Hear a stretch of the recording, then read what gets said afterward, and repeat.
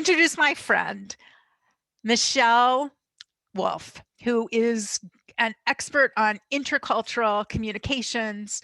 She has created a business here in the United States where she helps people traveling, executives going to Asian countries, people who want to improve how their interactions are with Asian cultures.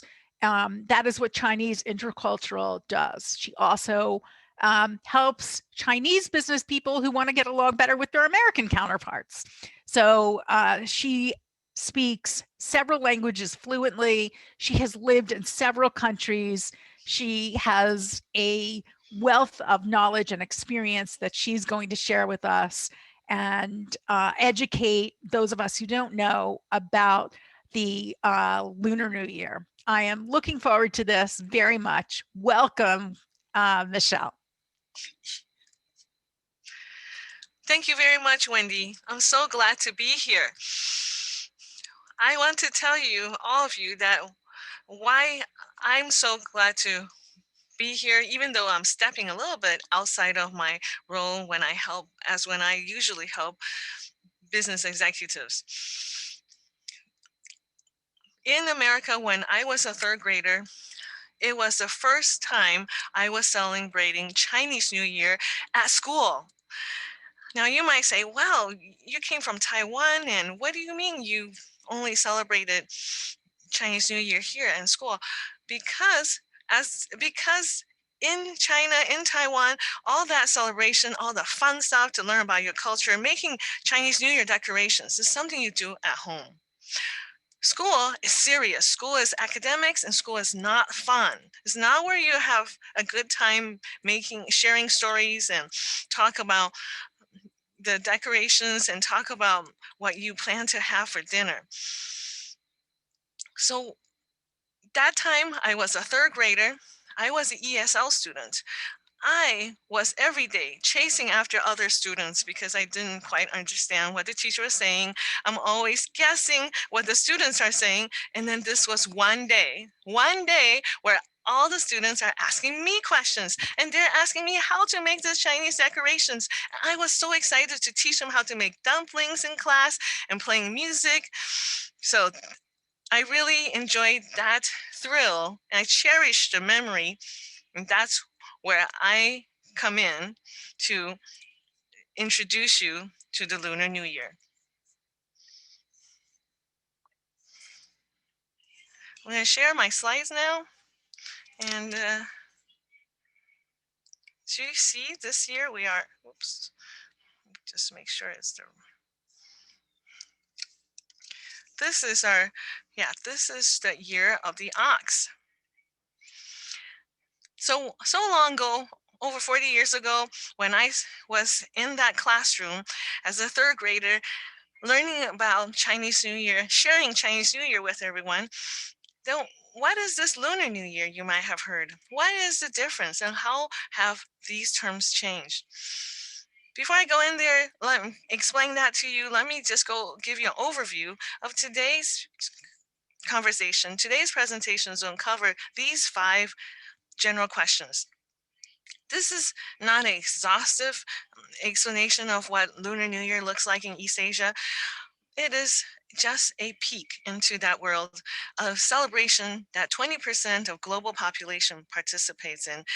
This celebration creates a huge economic spike.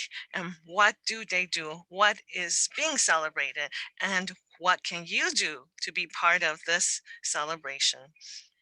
Well, first of all, let's see the difference between this Chinese New Year term and Lunar New Year term. You can see that this line is highlighted, and this tells you where we are in this presentation. I don't want to lose anybody. So first of all, Chinese New Year or Lunar New Year. Now, the difference between these terms is more of a cultural history versus current political climate. The Chinese New Year, or the Lunar New Year, is based on a calendar, a very, very old calendar. This calendar came from China, and that calendar was in effect used all over East Asia. Just think about if you were trading back in the 18th century, back in the 15th century, how do you know when to deliver your product? How do you know what day did you plan to meet? Well, the Chinese calendar was used all over Asia with its trading partners, and therefore this version of the calendar based on the moon, that's why it's called a lunar calendar, is where people generally know what day it is. So it is a Chinese calendar, and many times they call it the Chinese New Year. Well, as you may notice, in the last 20 years or so, China has growing economic strength, and it's been, let's just say, not so nice to its neighboring countries. The neighbors along its borders have felt a little bit of aggressiveness, and there are disputes over whose island is this type of question. And so these East Asian countries who generally usually celebrate Chinese New Year don't want to call it Chinese New Year anymore. They're afraid that calling it Chinese New Year will pull them into losing their political sovereignty. So for this reason, we tend to think of Lunar New Year as a more value neutral term. I will use both terms interchangeably because I'm not talking about a political situation. I'm talking about a cultural holiday, and that is the Chinese New Year. I like to explain to you. Now, what day was it? It was on February 12th. That was the first day, or the New Year's Day.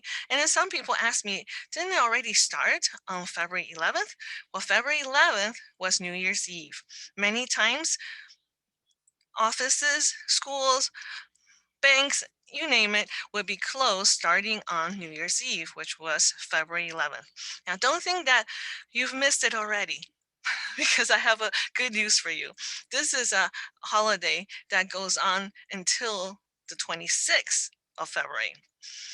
It starts on the new moon, and that's because the Lunar New Year is based on the lunar calendar, and the new moon is the first day of the year. And then it ends 15 days later on the Lantern Festival, where we have a full moon. And that's the journey of the 15 days.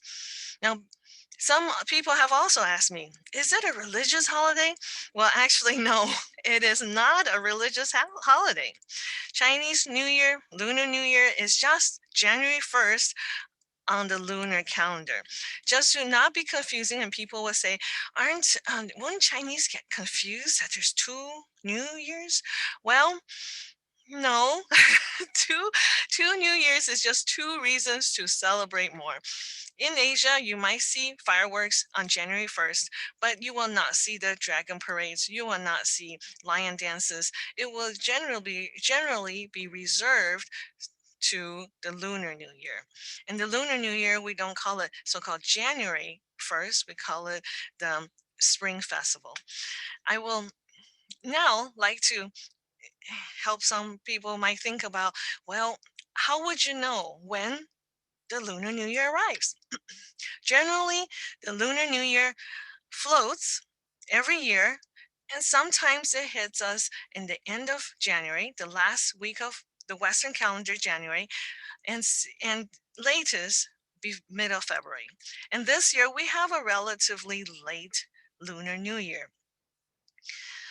And most Chinese people don't know when it's going to be. We have to look in a calendar. We don't just know with our own calculations, because they're professionals who prognosticate. And this comes to the so-called scientific answer some people have asked me. Now I need you to think a little bit about the calendar we have now. This is not a philosophical question, but think about it. Before our current calendar, how do we know today is February 16th, 2021? Oh, how do we know it's February? Well, because we're using a calendar that is the current Western calendar in the whole world right now. Because of global commerce and many reasons, exchange students, we have really the same calendar. Well, before all this, before Copernicus found out that the Earth moved, first of all, and the Earth moved around the sun, there were several other calendars around used by other civilizations. And that includes, well, the Chinese have a lunar calendar. You might heard that Persians have a lunar calendar and the Jewish people have a lunar calendar, but they're not the same. But these, what I'm trying to say is just that different people had their own calendar, and these calendars, people were on different days. So how do we know when Lunar New Year will hit? Well, there are 4 days in the world where everybody actually agree it's the same day. And these 4 days are the winter solstice, when it's the shortest day of the year. It's the autumnal and the spring equinox, where day and nighttime is equal. And then there's the summer solstice, which is the longest day of the year. Now, these 4 dates is something that all the calendars agree on. And this is where we get to where we're going with the lunar calendar. Let me show you a visual so you can see these 4 days of the year. And when we have the winter solstice being the shortest day of the year, we know we're heading towards spring. We're heading towards that longer days.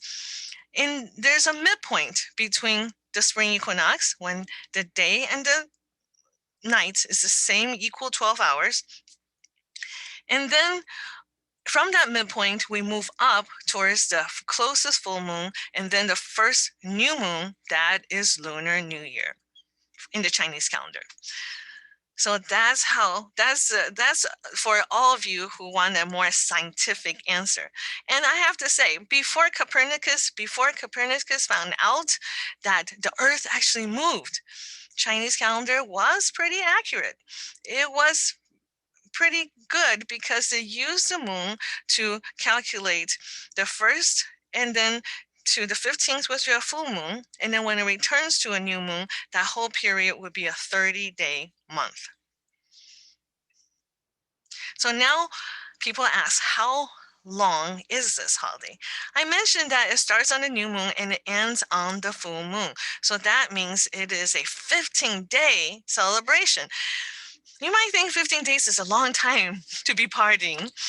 Well, I learned over Christmas holiday, when I watched this medieval Tudor Christmas with my children, that the 12 days of Christmas in the medieval times used to start on Christmas Day and ended on January 6th.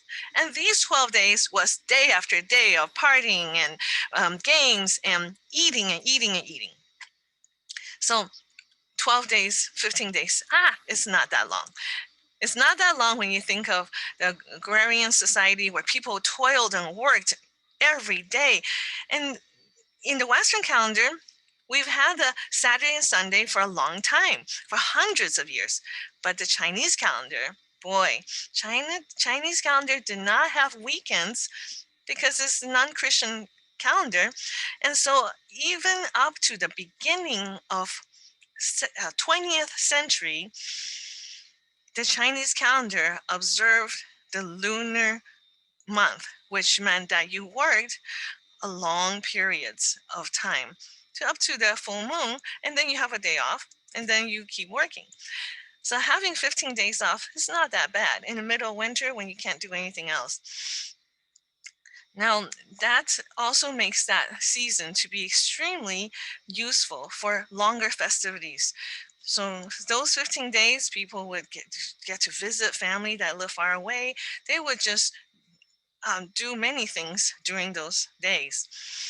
And then that's not very practical now in our 21st century. Everything goes so fast, right? Everything cannot be shut down for 15 days. So currently in China and other East Asian countries, the days off will be reduced to be a week. It starts on New Year's Eve, which was February 11th, and then to the 5th or 6th to the 17th. So tomorrow would be pretty much the last day when people are begrudging going back to work on the 18th.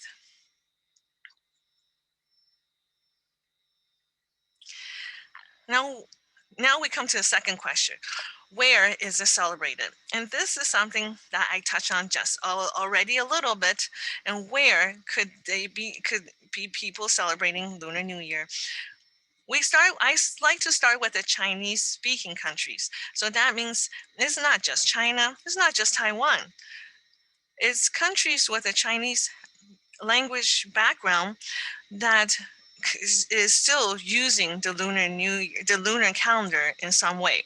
So Singapore, Malaysia, Hong Kong, and Macau, these are the 6 countries I say are the Chinese speaking countries where you can go there, use Chinese language, and you can pretty much get in touch with much of the news and information. But then there's also other countries that are non-Chinese speaking, but they have used Chinese characters for a long time and they're closely tied to that same lunar calendar. And those countries could be Vietnam, Thailand, Japan, Korea. And then there's other countries that don't speak Chinese at all, but then they have a long trading relationship, or there's Chinese people of Chinese heritage living there for centuries.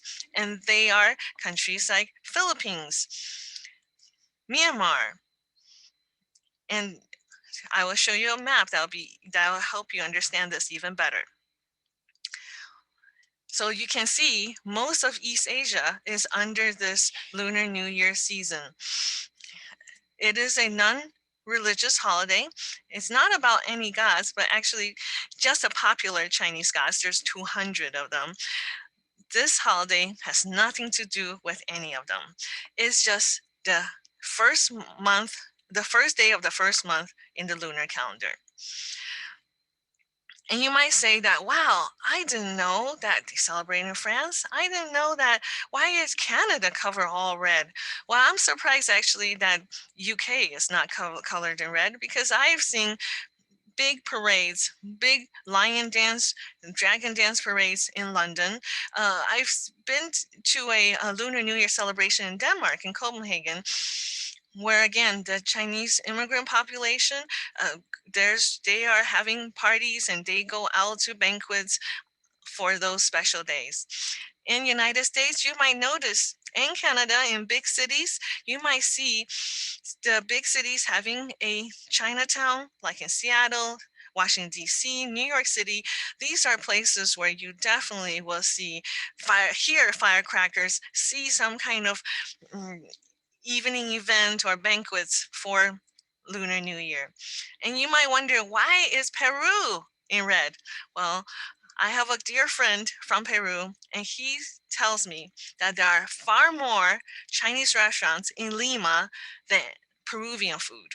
So that is how popular Chinese food is over there. So you can see we cover a bunch of territory beyond China or Taiwan. Now we come to the people who celebrates it, because it's not just the people in those far away countries. In our country, in the United States, I've already been to 2 virtual celebrations. I've been invited to one in Queens and one in locally, virtually, of course, this year. But it was very nice to see people all trying to participate in some way, which I will show you how.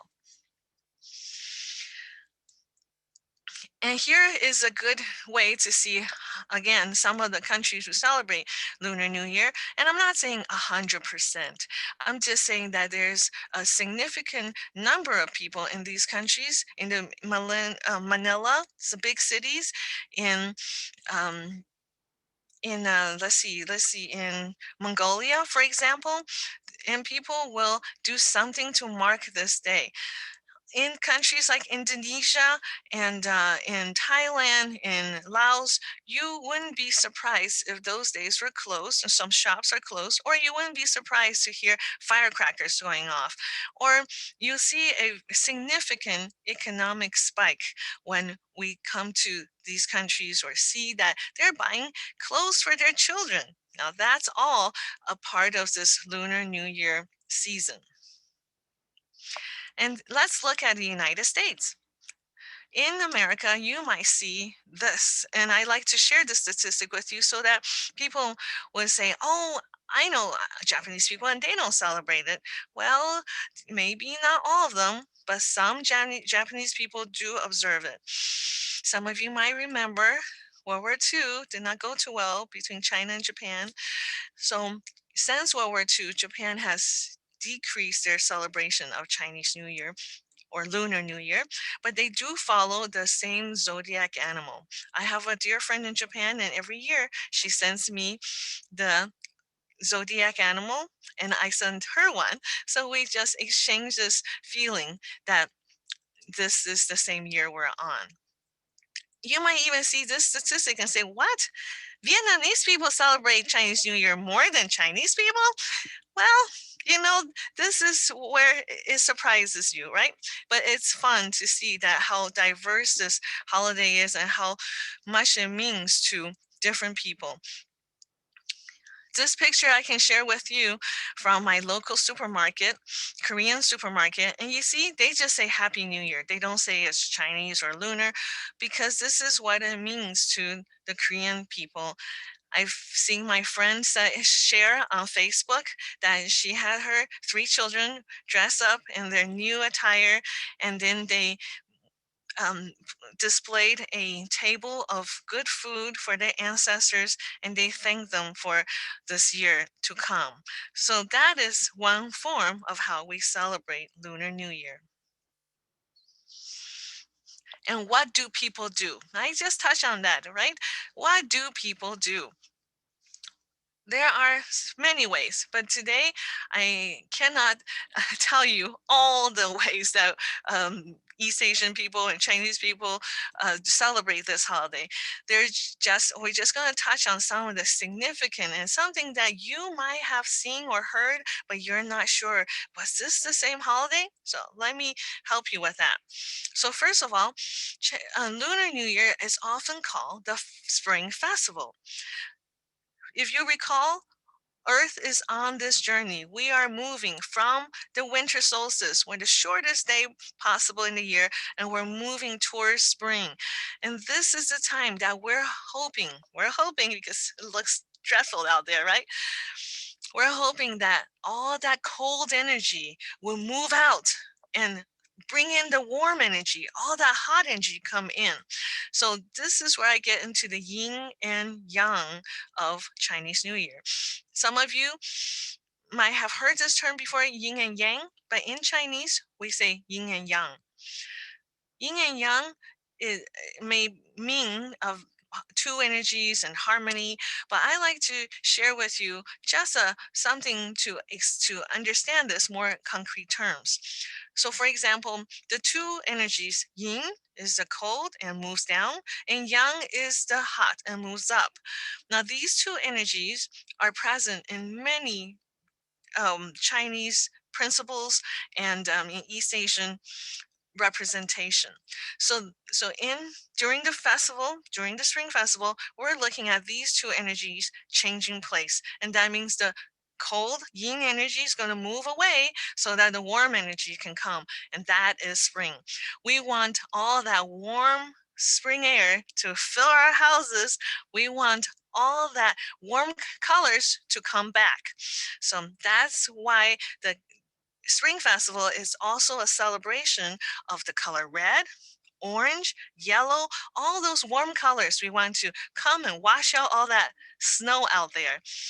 Right now, it doesn't look too exciting out there, white and gray. So we want all those warm colors to come back. That's the excitement behind the Spring Festival. And you can see some of that in the decorations. They decorate spring on the doors, and the decoration may include little flowers because of course we're looking forward to the flowers again. So I'm going to stop sharing for a little bit just so that I can show you some of my decorations and you can see more clearly. So these things that you might see on the doors, on the doors, on side of doors, this way, on both sides of doors. And they just say things very similar to during our Christmas time, where we see joy or peace to the world, joy to the world, or something like bless this house. And that's what these really mean.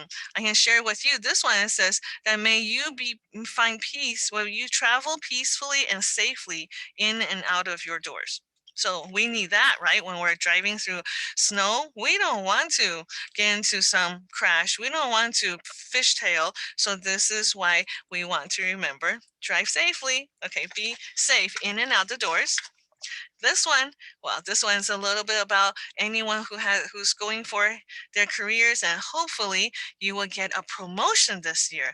You might get a raise this year.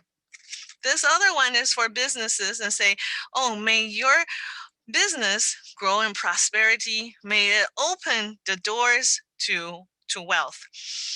It's a little bit hard this year, this COVID year has been difficult, but we still hope that all that will be soon over. This is a character that you might see on the doors as well. And this character is a sign for blessings. Many times people translate this as good fortune. But to me, that doesn't translate well. That doesn't mean anything to our English context. So I like to use blessings. And you might have even seen this character on people's doors. The best translation is to interpret it as bless this house, or may you have many blessings, or may blessings stay with you. And then we come to, this is really the next one, but the next slide I will share with you is the red envelope. And we give away red envelopes as a way to pass on a little bit of good luck. Because how do you pass on good luck otherwise? It's so intangible. So what we do is we put a little bit of money into a red envelope. Now we can give you a bit of that warmth. And this year, you see, it has the ox animal on it. And so for children, when I grew up, $5 was a lot already. So $5, I was thrilled. So you would use this money and buy a little candy, a little toy. This was a typical little gift for children, so they can go buy a little trinket. Now, nowadays, I know our kids get money for many occasions, but for Lunar New Year, we still try to keep this tradition so we can connect them to my old customs. Now, you might wonder, is that only for Chinese New Year? Well, Chinese people give red envelopes for many occasions, not only Lunar New Year. So the time we often give this for weddings, graduations, and birthdays, and we can now also use it as gift cards. Gift cards is very popular to keep in there, and I can show you for a wedding you probably want to put something bigger like 100. So this is a typical Chinese New Year gift, and you can really have a lot of fun just receiving and giving this. Now, I have to tell you a little story about my family. Now, I lived in Illinois for 10 years now. My family is in LA. I don't have any family here. My in-laws are non-Asian, so they don't know much about the Lunar New Year. But my mother-in-law learned this about the red envelope many years ago, and she's been so sweet that she would go to Hallmark and buy 2 red envelopes, and during Lunar New Year she would put some money in there and give it to my children. She doesn't have to do it, but I find that very endearing, especially when my kids don't get to be exposed to my Chinese families, and they don't get red envelopes for Lunar New Year's.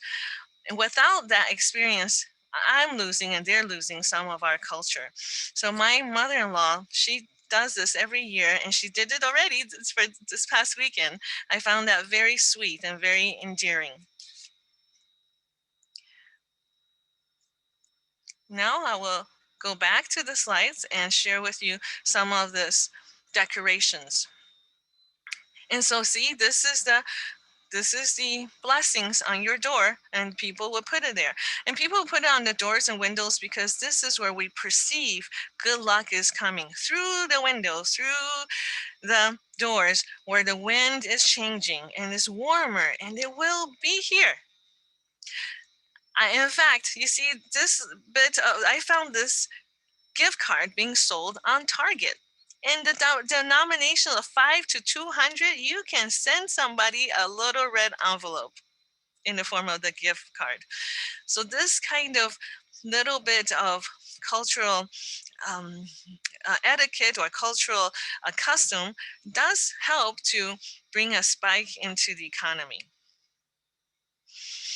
And then we use oranges. We give away oranges because oranges in Chinese, there's a pun that says it is good luck. Now, it's very hard for an English brain to accept this, and we don't really know what is the connection between oranges and good luck. Well, think about how oranges are already in that warm color, and we don't have to paint it or anything. It is so juicy and sweet. That's what the flavor we associate with New Year. Just the sweetness of the New Year. Hope you get some of that. I use this also to bring this cross-cultural message. Many times St. Patrick's Day, we look at the shamrock and we think, oh, they say it's good luck, and we associate it with good luck. Well, oranges are what Chinese people associate, like the shamrock, for good luck.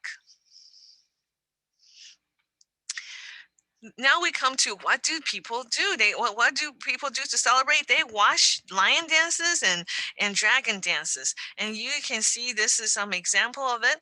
I want to clarify that we have the dragon, which is a much bigger animal on the left, and then you have the lion dancers, who are just two people who are dancing as if they're one animal. So some people say, well, why do they always do that? I know they do it, but what is it for? Well, Chinese New Year is often celebrated with lots of fireworks and music. That's not your regular quiet dinner music. It's not the kind of music you dance cheek to cheek. I'll play a little just so you can be reminded of the music, the percussionary music that goes with the lion dance and the dragon dance.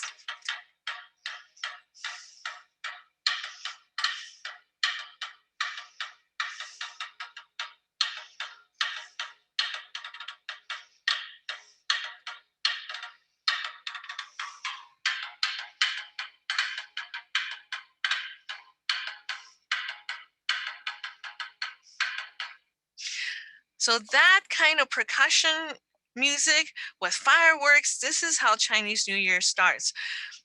The reason is it has to do with that noise, which is connected to the yang energy, that vibrant, constant energy that push out the cold and push out all the so-called dark energy.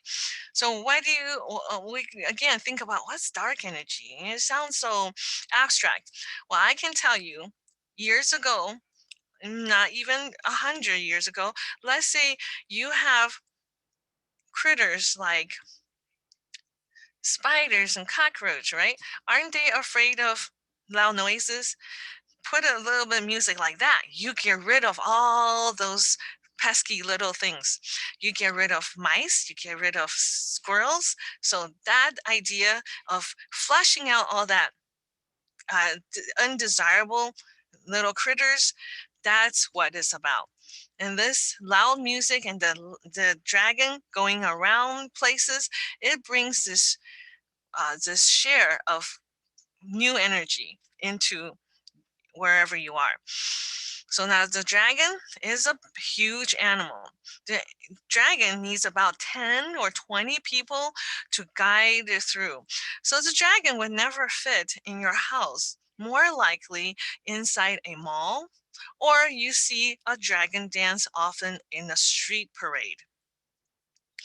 The lion dance is two people, and the lion dance is done by two people at a time, and they are much smaller. Many times restaurants and big establishments will have the lion dance to come and bring some of that new energy, bring the good luck. And then people ask, what does the ox mean? Is there a bad animal? And then I have to now give you that little bit of that yin and yang lesson again. That is that it is always two energies, two animals that we're trying to understand. The change from one year to another. The ox is preceded by the rat. Now, the rat was the first animal of the 12 zodiac animal, and that makes the ox the second. There is no bad animal. That means every animal has some admirable trait that we want to remember during their year, and we want to emulate that.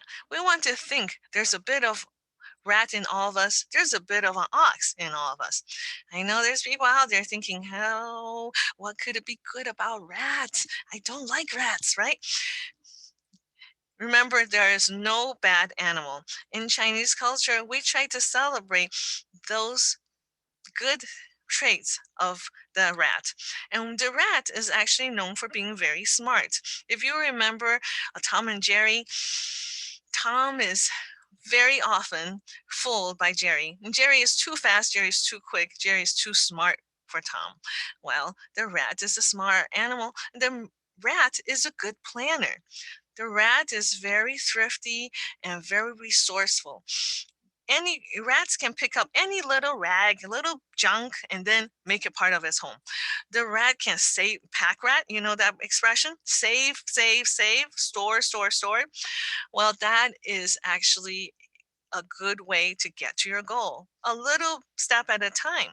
So we think of the rat as that which we hope to be a good planner, be resourceful, take those small steps and get to your goal. Well, the yin yang relationship with the ox is that now is February 12th, the ox brings in different traits. The ox brings the message of fortitude, that it is the time to move with bigger steps. Push on. The ox is a beast of burden. It's not very smart, but it knows that it needs to get the job done and it will do it. It doesn't think too much. It doesn't hesitate. It just push on. And that's the energy of the ox. This is the year that we hope you will take the bull by the horns and reach your goal.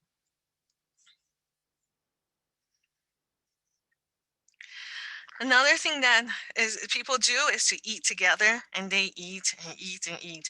I can do a whole hour and a half just to talk about what kind of special dishes people eat. There are many. It changes, of course, depending on your region and your local customs, but it's definitely a time that you cannot eat all that you're supposed to eat on this holiday in one day.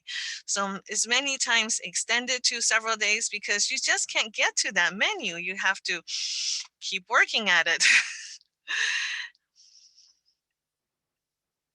Another thing we do, well, last year, before everything shut down, last year I visited with my sons. We went to Los Angeles and saw my family. We went to visit temples. Many times people visit temples, and this is an example of a temple in Los Angeles. You see the table is full. You see oranges on that table.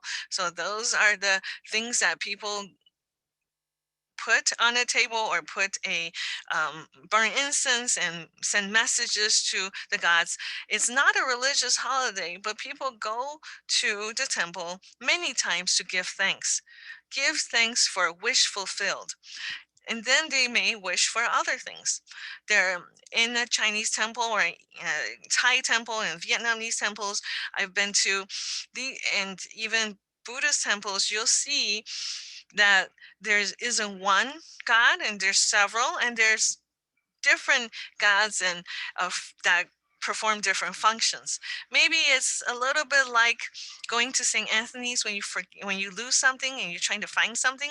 Well, in the Chinese temple, you can find the God for wealth, God for job security, God for getting married, God just for wishing for a baby. All these things, you just leave it to them, and you'll have to come back next year and thank them for fulfilling your wish.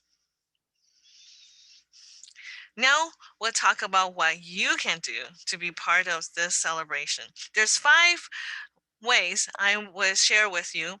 And don't worry, they're not too hard. You don't have to go find a temple this year. And, and also, we're restricted, right, by what we can do. So I will help you to see them in more practical ways. One thing is wearing red. I'm wearing red. And you don't have to feel like, oh, I missed the 12th. That was Lunar New Year's Day. You can wear red all this time until the 26th. It doesn't have to be one red. It could be maroon. It could be cranberry. It could be orange. It could be yellow.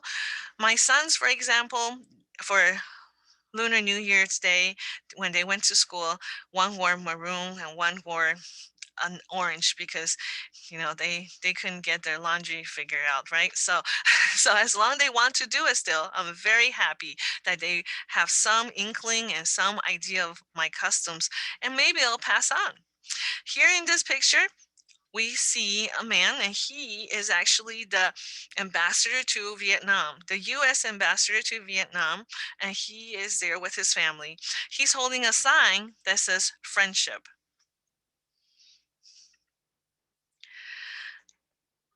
Look up on YouTube lion dance competitions. You will see some amazing acrobatics. It sounds perhaps easier said than done to be 2 people and 1 animal. It's a very vigorous kind of acrobatic dance. I know they call it a dance, but many times in the people who perform these dances are part of a martial arts studio. They're part of a dojo, and that's the kind of training it requires to be performing with lion dances. And then you can make a ox decoration. Okay, and there are many easy origamis on the YouTube, and you can make them out of paper in an origami form. I used to every year with my kids make paper cutting of the zodiac animal of the year, making the little example of that animal is a way we try to remember. Be more an ox this year. The ox may be stubborn, but it gets the work done. That kind of persistence is just what we need to finish the whole COVID quarantine this year. And think of you're going to stampede across your challenges and take charge of your goals. Now, eating together, this might be hard, but you can order Chinese food somewhere and get takeouts, and that is still very much part of our tradition. You'll see in the middle, there, if you can tell, the middle is a fish. It's a whole fish, and that is often the last dish on a Lunar New Year banquet table. Why the fish? Well, this is another one of those puns that work in Chinese, but hard to translate. But the pun is to say that may you never run out of food. Now, again, in our American life, we've been so fortunate, so lucky. Even under quarantine, we haven't seen a lot of shortages in food department. And so we're very, very fortunate. But for Chinese people, and even in the late 50s, early 60s, there were famine that where millions of people perished. So this idea of hunger and may you always have enough or you never run out of food. It's a very real wish, and it's a very heartfelt and very much appreciated in our minds that we should be glad we have all the food we can choose and we can eat. And then, if you want to say Happy New Year, which means many ways, but you can say 恭喜发财. You might heard of Gong Hei Fat Choi before. That's okay. Gong Hei Fat Choi is just a Cantonese pronunciation of the same phrase of hoping you have a prosperous and joyous new year. Gong Xi Fa Cai is how we say it in Mandarin. Why did American phrases start with Cantonese before Mandarin? Well, that has to do with Chinese immigration history in the United States. The first Chinese immigrants who came to the United States came from Canton in the southern part of China, where they were hard hit by droughts in the 18th and the 19th century. So that's why you may have heard Gong Hei Fa Choi. Mandarin is just two words that's a little different, and that's Gong Xi Fa Cai. So I showed you the one with the SHE, so you can hear the Gong Xi Fa Cai. And then the first phrase that start with the Gong and the XI, that is pinyin spelling that is done now in China. It's far more uniform, which is very good for learning Chinese, because even I read it, I don't know what they're saying unless the accent marks are there. So that may be very uniform, but most Americans, unless you're going to learn Chinese, you don't know how to pronounce XI, and you don't know how to pronounce CAI as Cai, not as Kai. So that's why I have the two forms. And if you're learning out there, I'm going to pronounce it one more time. 恭喜发财. And with that, I wish you a prosperous and joyful new year. These are some questions to help you remember what we talked about. And that's my contact. And thank you for inviting me.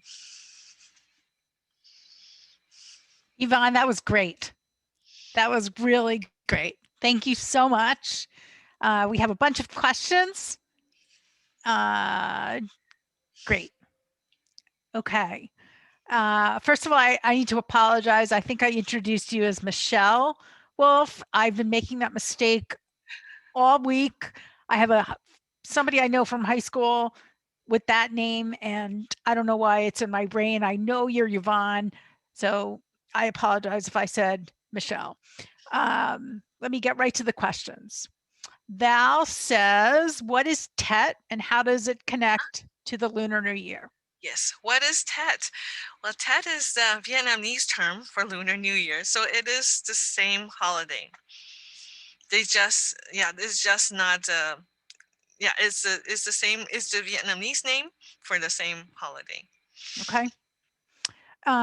What about the celebrations in Cambodia, Laos, and Korea?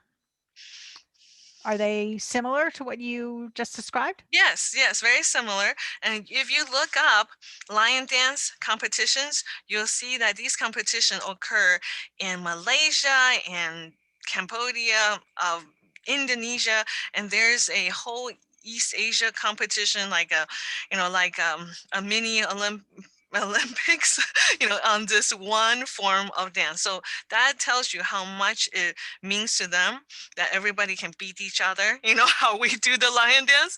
So I definitely want you to have that impression that it's not something that people that China owns, but is everyone have something to contribute to this holiday.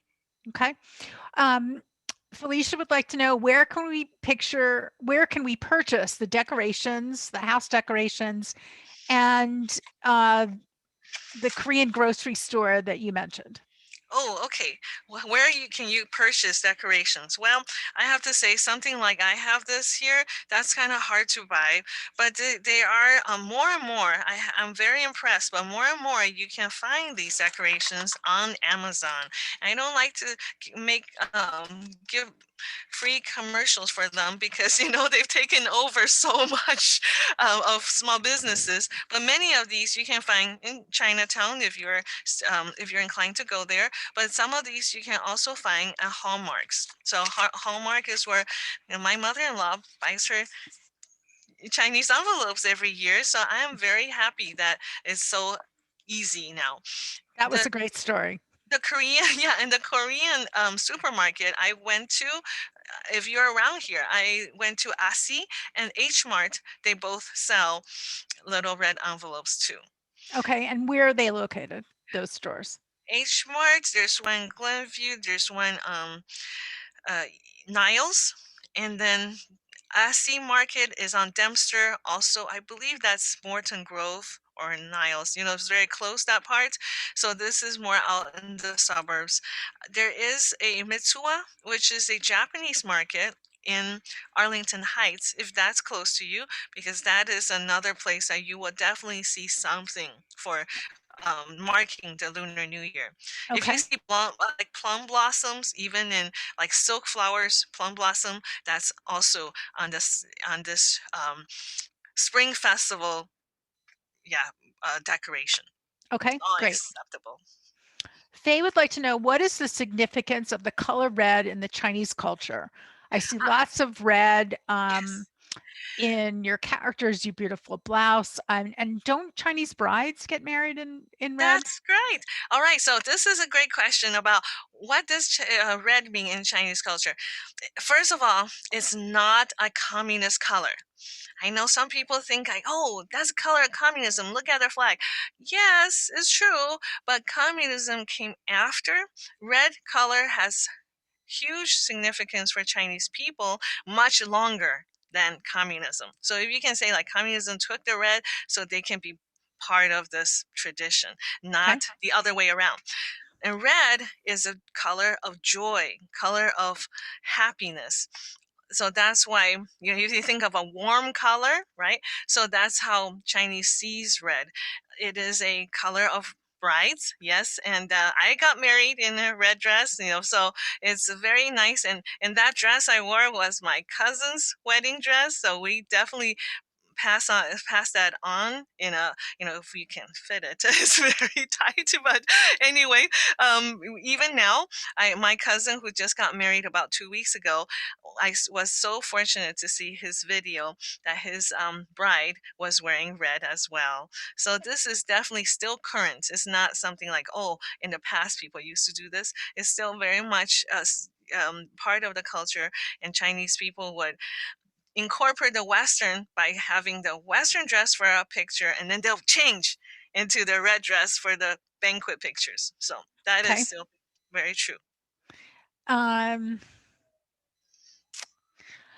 okay, Andrea says most Americans of our age who are aware of Chinese New Year learned to say Gong Hei Fat Choi, Cantonese, as the greeting for the holiday. Now that so many other regions of China are represented in the United States, is that expression still appropriate for everyone, or is there another greeting that is more general and appropriate? Well, the one I introduced in the presentation, yes, Gong Hei Fa Choi was a term that was used longer in America through because of Cantonese immigration. Now we say Gong Xi Fa Cai because it's the Mandarin pronunciation. Mandarin is the official language in Taiwan and in China. So that is what is used more, but neither of them is more correct or the other. Is just both saying the same thing with Got it. accents perhaps. And and could you use that greeting for, like, if you went to a Japanese restaurant during this time? Could you? No, no, No. they say something else. They Okay. Yes, they definitely say something else. But they do, like I say about the animal, they do celebrate this same zodiac animal. So if you um tell them that, oh, happy ox or something, they'll feel it too.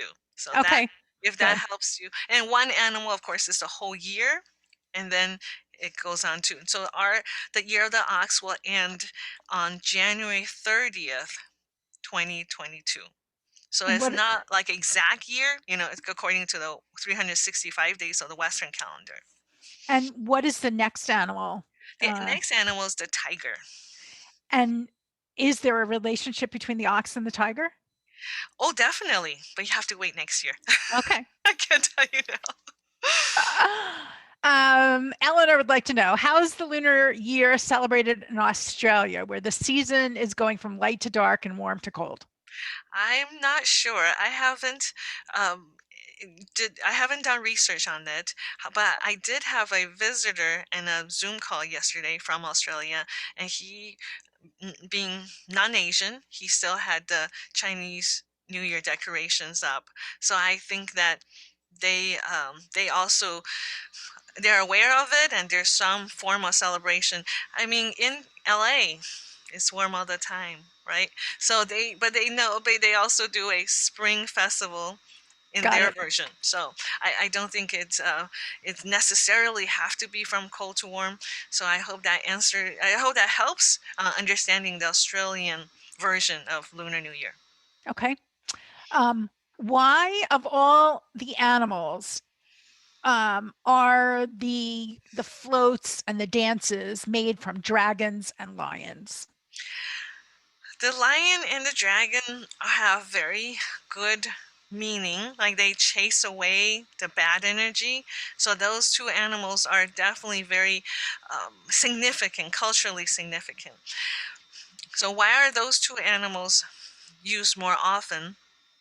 Because, well, they are the, let's see, the alpha of all the other mystical animals. We have more. I mean, Chinese culture's got more mystical animals. They're a form of a unicorn. There's also the phoenix, right?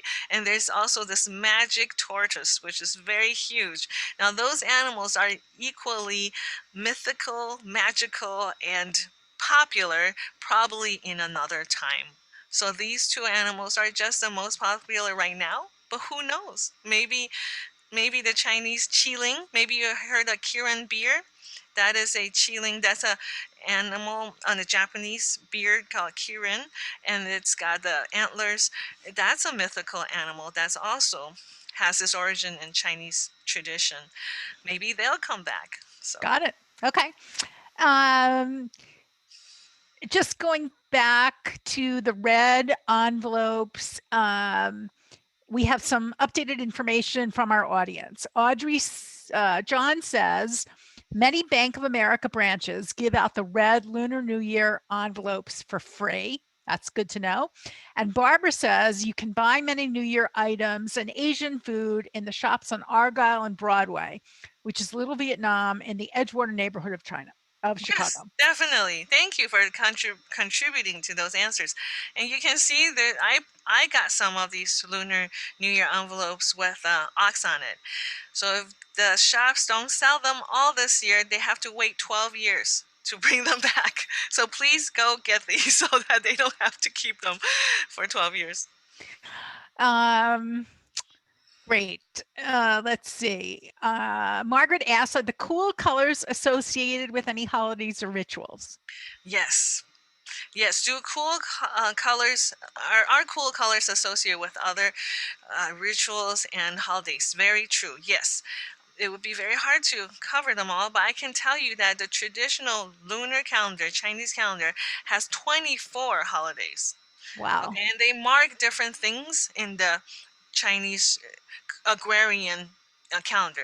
So just think of it like, if we didn't have a calendar, it's very, very stressful for us, okay, to live day to day not knowing what day it is, disorientating and all that. But think of, we have this farmer's almanac. It gives us like an idea of the temperature range or precipitation. So we as humans have a little less anxiety, and just know that tomorrow won't be 90 degrees, sadly perhaps, but tomorrow will be 90 degrees, but at least we know what to expect. So the same thing with the Chinese lunar calendar. The 24 markers tell us where we are in the season. And then there's 12, and I think there's really 6 big holidays, and Lunar New Year is the biggest, and then there are smaller holidays, but I would say about 6 that's really, really significant. The cooler colors, to answer your question about the cooler colors, coming up April 1st, around that time again, because it floats, right? Around that time is what we have the Chinese Memorial Day. So that's the day we remember our ancestors. We go clean up their grave sites. So that holiday would be associated with cooler colors. And of course, funerals in Chinese would be in white. And so I have to tell you another, if you have time, I have a little story to share. When my cousins, my aunts, they all immigrated to America after my family. And when my cousin was getting married, and we took my aunt to see some of these decorations, how some halls have decorated all this ready for a banquet, and was white drapes on top. All the chairs were wrapped in white with big white bowls. She almost had a heart attack.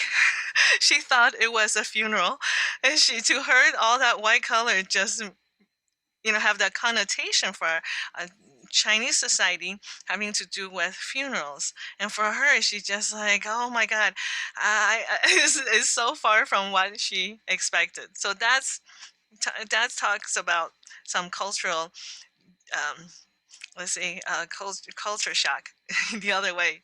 I can understand that. Audrey would like to know, going back to the dance competitions, the lion dancings, what do you get when you win?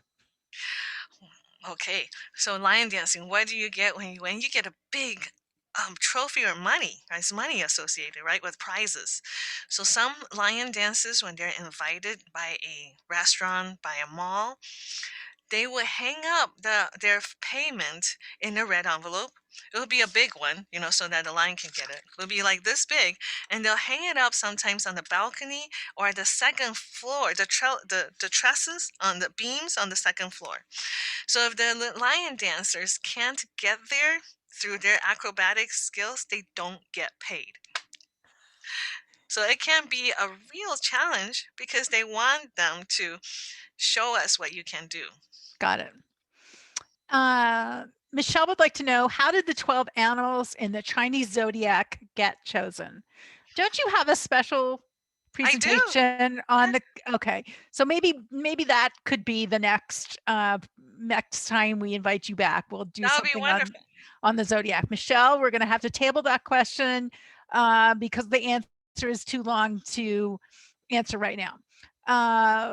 Okay, there's been some interest in the information about the stores where you've done your shopping. In the follow-up email, I will include information about the stores where you can buy specialty foods. Michelle also, or did it again, sorry. Yvonne has a handout that I'm going to send with my follow-up email, so don't worry about that. Let's see. I know. I called her Michelle again. I'm sorry.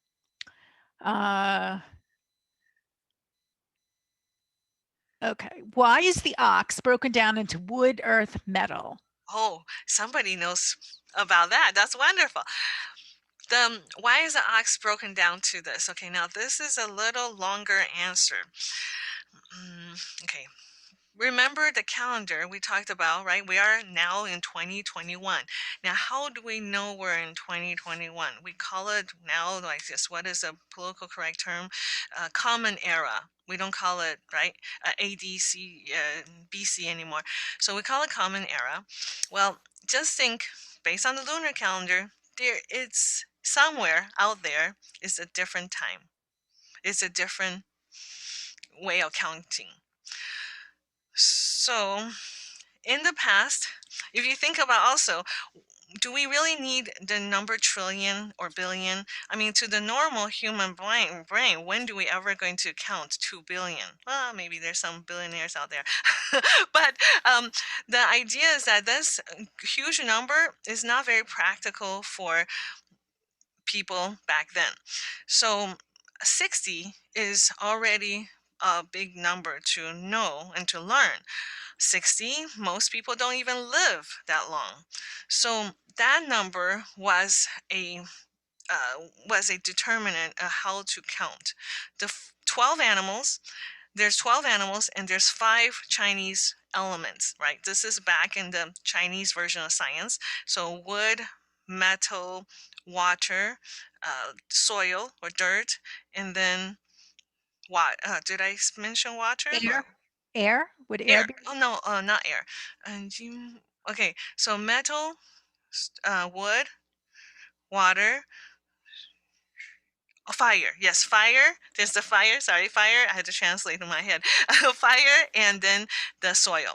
So that's why every animal has also one version of themselves in these elements. So 5 times 12 makes 60. And so each year has this identifier. So we're in the year of the metal ox, or sometimes the golden ox. Next time we see the ox, it's not going to be metal, it will be one of the other elements. You see that? Yes. So that by the time you get through all the oxens in the 5 elements, it will be 60 years. I understand. That's very interesting. Yeah, and Very, that's how, very. yeah, and 60 again, it's a long time to count already, right? Yes. Who needs 2000, so for our, our daily life, if you think about the past. Absolutely. And hundreds of years ago, to live to 60 was a long time. Yes, yes. So if you can get there, wow, you're ready. Wow, you already achieved something. And Okay, one last question, and this is admittedly off topic, but the person says she has a friend from South Korea who celebrates 2 birthdays, one with the yes. lunar calendar and one with the Western calendar. Can you explain? Oh, very much. I love this. Why does this person have 2 birthdays? Well, now I said before the early 20th century, Chinese went by this calendar, the lunar calendar. So my mother, my family, many people before me, they still, their birthday was marked by the lunar calendar. So when coming to America, driver's license, everything has to have a birthday. So instead of saying, okay, let me convert that lunar calendar to a Western date, they just went with the original lunar calendar, which means it's not going to be on the same Western calendar date. Does that make sense? So that means that my mother, for example, was born on April 11th in the lunar calendar. It was probably sometime in May. So now when we celebrate her birthday, we can actually look in the lunar calendar and find, April 11th, or we just go with April 11th, close to Easter. Boom, she gets a birthday. And sometimes she would even say, I don't feel like doing it today, okay? Like today, like April 11th, because my mom is like that. She doesn't plan very far ahead. And then we'll be all together for, let's say, Memorial Day weekend. And she said, today would be great to have my birthday. I think today would be good. so that's how funny she is when it comes to that exactness, which is totally, I understand the Western, tradition. My husband just doesn't get it why I'm not so particular on which day it is, right? And he says, well, it's your birthday. We have to do it that day. Well, I was born in Taiwan, so it's probably like, 36 hours earlier, something like that. So that's why it's very funny to have 2 birthdays, but it definitely comes from observing the lunar calendar or the Western calendar. Sometimes they do both. Perfect answer. Good question. That brings us to the end of the questions. Hang on, Those one were very more. fun questions. I'm glad that I'm making people think, and that's the best thing I can do. make people think about this. Yvonne, we have a smart group here. They're interested in everything, and I am not surprised by their good questions. Oh. Yvonne, thank you so much. This was so wonderful. Thank you, everyone who participated today and listened. Thank you, Abador Evanston, for your support. Thank you, Levy Lecture, our Levy Senior Center Foundation. It's just been wonderful, and you will send me your follow-up information, and I will make sure that everyone receives it. Next week, we have Leslie Goddard, who will be here as Betty Davis, not to be missed. Oh, yes. And very fun. Lots of great upcoming lectures coming up. Check the schedule and make sure to register. Yvonne, thank you so much. It was just delightful. Thank you. It's wonderful to be here, and you just go get it. This year is the year you take charge. You're supposed to move forward like the ox, and may this year be full of happiness and joy. And may this year be full of happiness and joy to you and your family as well. Thank you, everyone. Bye-bye.